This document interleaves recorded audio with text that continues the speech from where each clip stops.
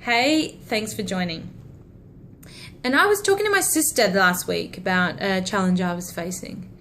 And I think all of us can resonate with having a problem or a challenge or even a new idea that we are forming in our mind. And in this conversation, I was very much stuck on the problem and really making it about a lot about myself, why, and justifying and validating a story that was being formed in my mind.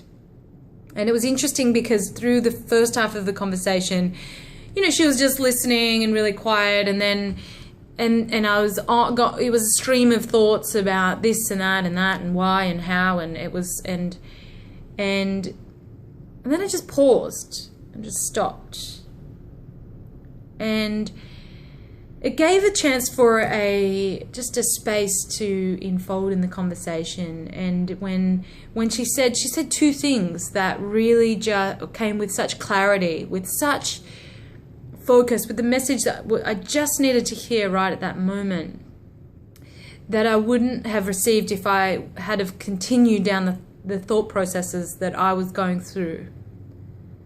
And so I'm sharing this with you because when you want to find your flow, it takes commitment to not focus on the problem, to not focus on your story, the identification with what's going on.